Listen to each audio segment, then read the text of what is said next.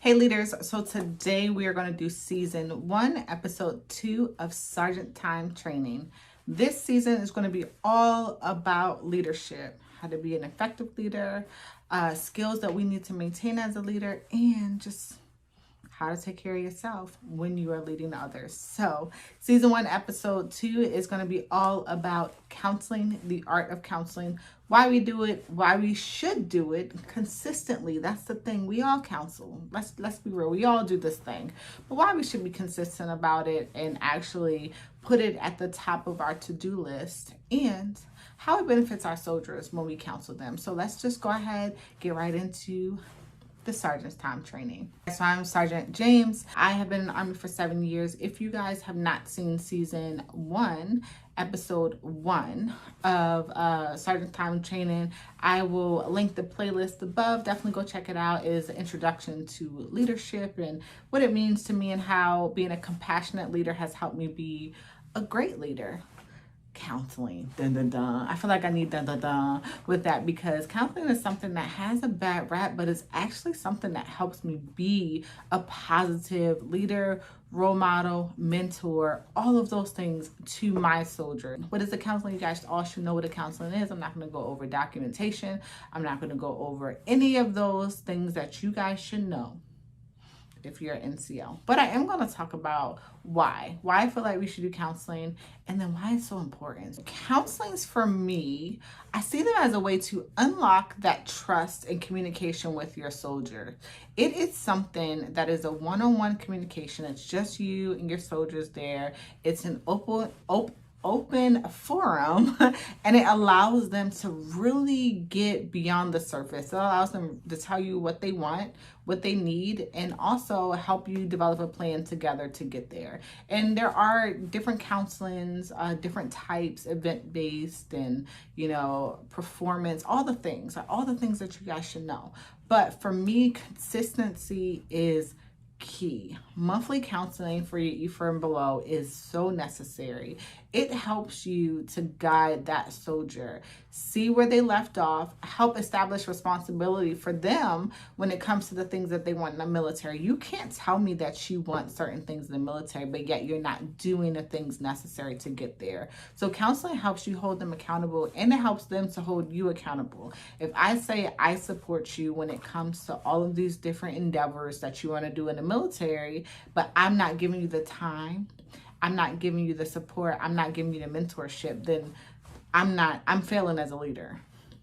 So counseling helps to open up that communication door and establish that trust with your soldiers. Counseling also helps establish ground rules. So when I first get a new soldier, we do that initial counseling within a day or so of them coming to my team. I do like to sit back a little bit and get to know them, see how they interact, see what their work ethic is. But just like any relationship, you have to establish ground rules.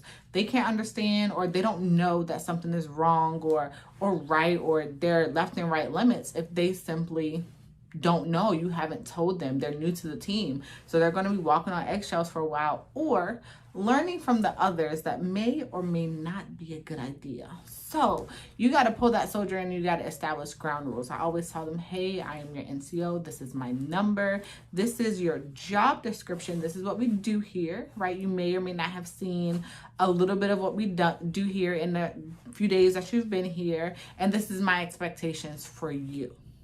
So that initial counseling helps to establish those ground rules. So if and when, right? Let's be real, if and when things come up, you have already established the ground rules, so they already know what's expected, and they also know what's going to happen next. And also it helps to establish what they desire. I don't know them. It's a totally new relationship. And just like when you're dating, right? We're not supposed to be talking dating and all that stuff. But just like when you're dating, you have to get to know them. I don't know them from Adam, so I have to get to know them. So that first initial counseling is that first date. It allows you to ask your questions. It allows them to ask the questions, and allows you to get to know them. So I take that time and get to know my soldier, get to know what they want, what they need, what they desire, what they felt they were lacking from their last NCO. Also, I get to know what they've done, because our job is always different. Wherever we go as a medic, it's totally different. So my 2 soldiers that I have currently, they both came from Korea. They both did admin. We don't do admin, we do patient care. So I knew that I would have to completely train them on our job. And now they are proficient in our job because I knew where their baseline was. So get to know their baseline as in the job and professionally and personally. So I need to know, are you going to be in the barracks? Do you got a family? Do your wife work? How many kids you got? Like all the things that make sense, right? Because if I don't know that you have a family, how am I going to be able to support you when things happen or if the baby gets sick or anything like that, right? I need to know where you want to be. If you are E4 and you've been E4 for 4 years, okay, so we need to do some stuff to get you promoted. Okay, if you are E2 or E3, how can we still work on getting you some promotion points?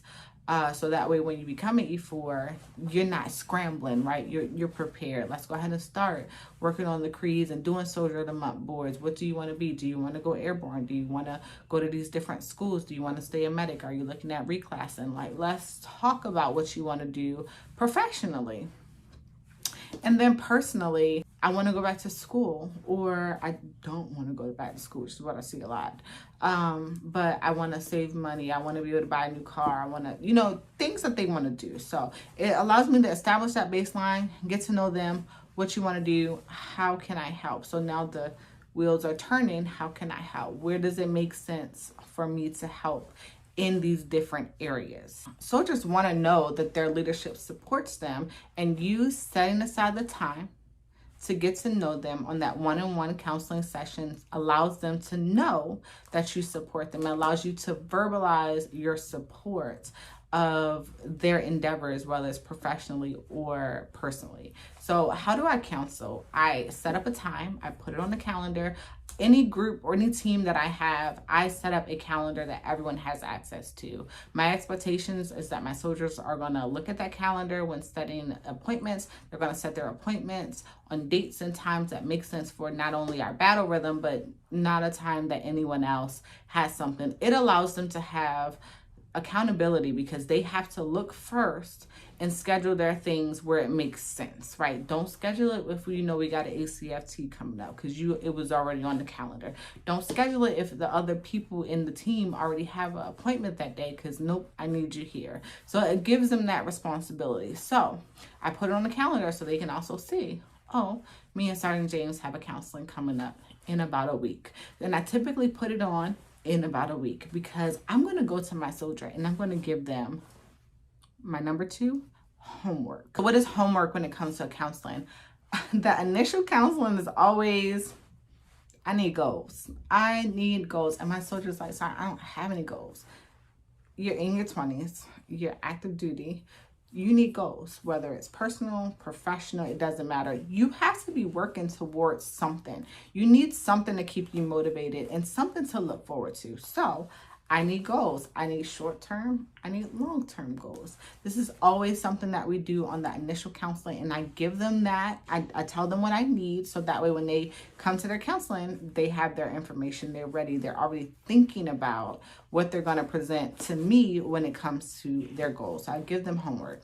If we are working on going to the board or getting promoted, I 90% of the time tell them, hey, I need your PPW.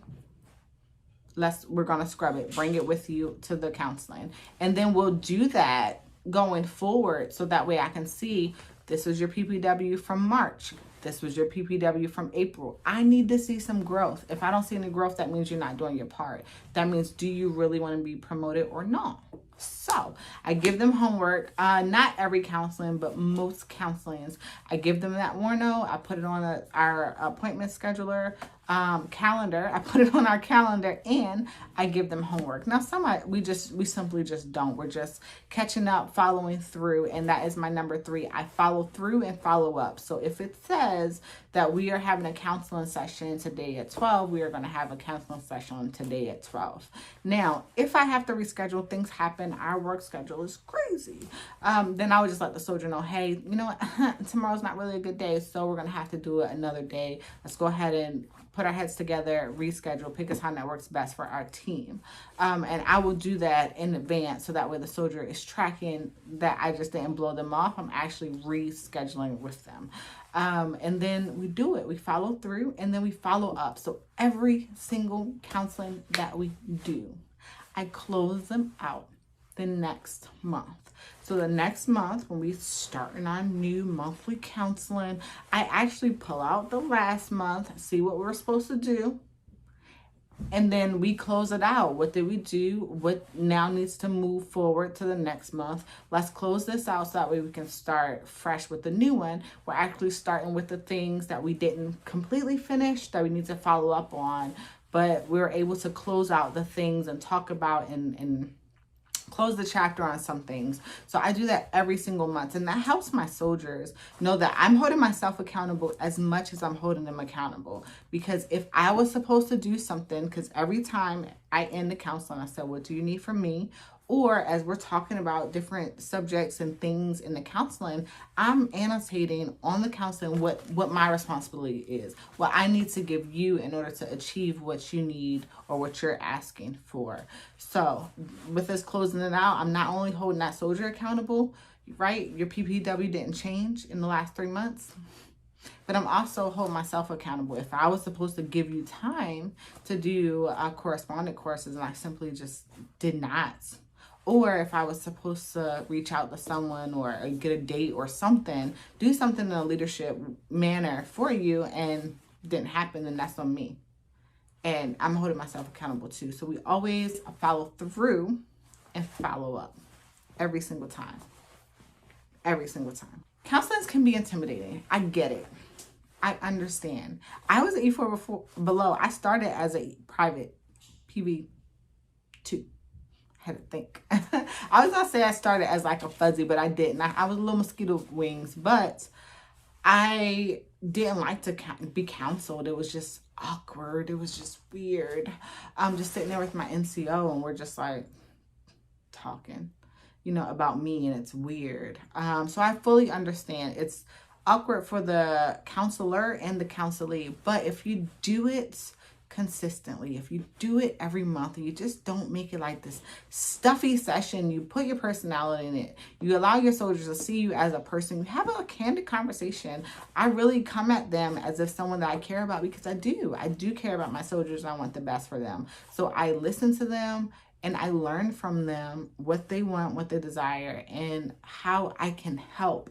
And I think that really, really, really hones in on the relationship between the NCO and the soldier. A lot of time there's no trust there, or you guys are just working, you're just moving pieces, and you don't take that time to establish a relationship. Yes, it is a professional work relationship, but still it is a relationship. They need to be able to trust you same way that you need to be able to trust them. Like, let's be real, I hold my standards for my soldiers extremely high, and when things happen that they let me down a little bit, we deal with them and move on. But we have to hold one another accountable, and then we also have to establish this relationship. If my soldiers tell me something, I understand, believe them, and hold their character to the highest regard. So I take that into account when dealing with whatever situation we need to. And I feel like counseling has helped us. If I never counseled my soldiers, if I was one of them that just did the same monthly counseling for months and months and months and months, never really sat with the soldier, just had them sign, then I just feel like I wouldn't know them, and we wouldn't have the relationship, the working relationship that we have now. My soldiers are hard working. My soldiers, let me tell you, they take care of me. They make sure I am good to go. They work hard because they see that coming from me, and that's the environment, the team that we've established. So counseling is the foundation of that relationship. I don't expect y'all to be on the phone chitty-chatty with your soldiers. I don't expect y'all to be doing the most in the group chat. I don't expect y'all to be laughing and hee-heeing all the time. I I mean, sometimes I crack a joke, but it's not even, But that sit down counseling with your soldiers, I'm telling you, will change the dynamic of your team. It will establish that trust in you, that support that they need. That's a lot of times that's all the soldiers need. And you will take a soldier who may or may not just have a complete disdain about the military and make them a wonderful, phenomenal, hardworking future NCO. So that's all I have to say about counseling, guys. So I hope that you guys enjoy this. I would love for you to join the family. Even if you're just here for the Sergeant's Time training, that is a-okay. I also would love for you to leave in the comments some suggestions for topics that you would like to talk about. So leadership is what we're talking about all for season 1, but topics for next time, next season, or topics under the umbrella of leadership that you would like to talk about in this season. So definitely let me know down in the comments. Check out some of my other videos and or vlogs, and I would love for you to like and or subscribe, join the team. Share this with your friends though, because there's just not a lot of mentorship out there. So let's just create this open forum, grow together, do this thing here on this platform. So again, my name is Sergeant James, and I will see you guys in the next Sergeant Time training next Wednesday. Can't wait. Be there.